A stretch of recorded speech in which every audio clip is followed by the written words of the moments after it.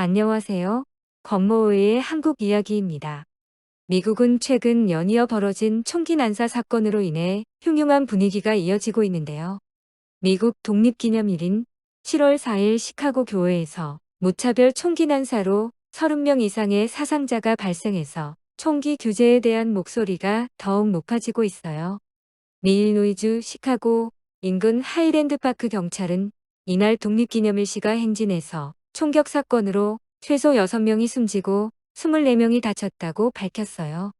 이뿐만 아니라 6월 24일 텍사스주 유벨디의 롭 초등학교에서 벌어진 총기 난사로 어린이 19명과 교사 2명 등 21명이 사망하는 사건이 발생했다고 해요.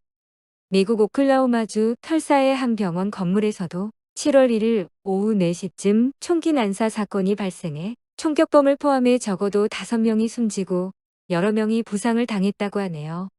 이는 앞서 발생한 텍사스주 유벨디의 롭 초등학교 총기 난사 피해자의 장례식 기간에 발생해 더 큰 충격을 주고 있다고 하네요. 이처럼 미국에서 총기 사고가 빈번히 일어나는 이유는 뭘까요? 바로 총기 소지 및 판매에 직접적인 영향을 주는 미국 총기협회의 힘이 막강하기 때문인데요.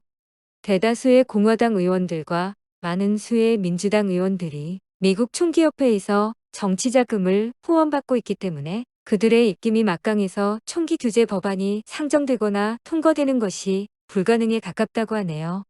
한국은 애초에 총기에 대한 규제가 정부를 통해 엄격하게 통제되고 있는 국가 중 하나인데요. 그 중에서도 한국은 총기의 규제가 잘 되어 다른 나라들이 롤 모델로 삼고 있을 정도로 총기 규제에 깐깐하면서도 철저한 모습을 보여주고 있다고 하네요. 한국에서 총기를 휴대하기 위해서는 총포 소지 허가증이 필요하다고 하는데요. 한국의 기준의 총포에는 공기총, 엽총, 분사기 등의 종류가 있으며 또한 허가증에는 총번이 적혀 있고 다시 말해 여러 개의 총기를 소유하고 싶다면 각각 총기마다 따로 허가를 받아야 한다고 해요. 이는 도검 소지 허가증도 마찬가지로 대한민국은 무기 판매 및 소지가 흔하지 않기 때문에 관리의 용이함을 위해 판매처에서 판매될 때 판매 신고 및 양도 신고를 하도록 제도화되어 있기 때문에 불법적으로 소지하기가 어렵다고 해요. 그리고 총기 소지 허가증 없이 무허가로 소지하거나 갱신하지 않을 경우, 불법으로 양도하거나 양수하는 경우, 준수사항을 위반하는 경우 처벌받는다고 하네요. 거기에 주소지나 사용자 변경을 신고하지 않은 경우에도 처벌을 받으며 주의할 점은 바로 옆집으로 이사 갔다거나 가족들끼리 돌려 쓴다고 해도 제때제때 신고하지 않으면 처벌 대상이라고 합니다.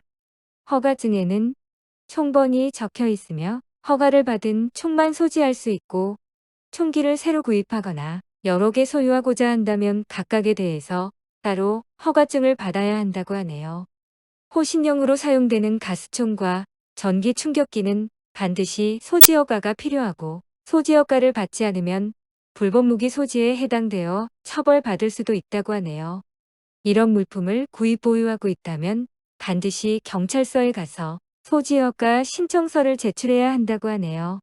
반면에 미국은 17세만 넘어가면 별다른 자격 검증 없이 일반 마트에서 손쉽게 총을 구매할 수 있어서 총을 소지하는 것이 쉽고 그에 따라 총기를 이용한 범죄나 총기 난사 같은 참사가 쉽게 발생하고 있다고 해요.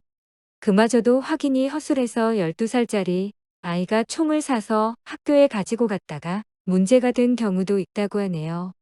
실제로 이를 실험하기 위해 한 미국의 프로그램에서 13살짜리가 마트에 들어가서 미성년자는 살 수 없는 물건들의 구입을 해보는 실험을 했는데요. 놀랍게도 술, 담배, 복권은 구매할 수 없었지만 총은 쉽게 구매할 수 있었다고 해요. 또한 막 정신병원에서 보호감찰을 마치고 나온 사람이 총을 구입, 총기 난사 사건을 벌인 경우도 많다고 하니 미국의 총기 관리 및 규제가 한국에 비해 얼마나 허술한지 잘 보여주는 사건들이라고 할 수 있겠네요. 미국의 민주당에서 한때 한국의 허가증 검증 제도를 도입하려고 했다가 미국 총기협회의 반대로 무산된 적도 있다고 해요. 이 문제는 미국 내에서도 심심치 않게 제기되는 사회보장 시스템, 사회안 전망에 대한 문제 제기와 연관이 있는데요. 여기에 최근에 인종 문제까지 맞물리는 바람에 해결도 까다롭지만 문제에 접근하는 것부터 너무 복잡하고 고려할 것들이 많아서 해결이 어렵다고 하네요. 플로리다 마조리 스톤맨 더글러스 고교 총기 난사 사건도 사실 미국의 사회보장 시스템과 연관이 있고 여러모로 마약과의 전쟁과 비슷하지만 총기는 삶의 필수품이다 보니까 논쟁이 더 심하다고 해요.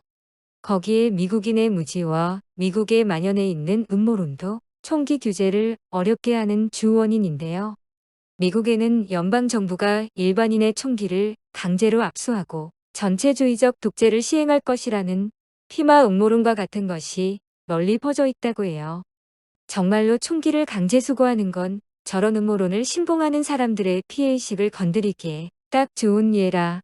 강제 수거는 어렵다고 하네요. 까딱 잘못하면 웨이코 참사와 같은 폭동들이 미국 전역에서 동시다발적으로 벌어질 수 있어서 현실적으로 불가능하다고 해요. 미국에 살면서 한국의 가장 부러운 점이 바로 이 총기의 위협으로부터 안전한 것인데요. 한국은 세계 최대 도시 및 국가 비교 통계 사이트 넘베오에 따르면 안전지수는 85.69로 조사 대상 117개국 중 1위에 올랐을 정도로 치안 수준이 높은 나라라고 해요. 실제로 한국을 방문한 수많은 외국인들이 한국의 가장 큰 장점으로 안전성과 치안을 꼽았는데요. 늦은 시간이나 새벽까지 공원을 거닐거나 산책을 하고 편의점을 마음 편히 갈 수 있는 나라는 한국이 유일무이하다고 하네요. 미국에 살면서 보게 되는 수많은 총기 사고 뉴스들을 보면 미국은 어느 주를 살아도 안전지대가 아님을 새삼 깨닫게 되는데요.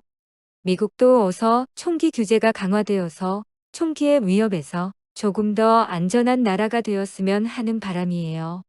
그러기 위해서는 제도의 마련도 중요하지만 미국민들의 실천과 동조도 중요하다는 생각이 드네요. 영상이 마음에 드셨다면 좋아요, 댓글, 구독 알람 부탁드리고요. 시청해 주신 모든 분들 좋은 하루 되길 바래요. 지금까지 건모의 한국 이야기였습니다.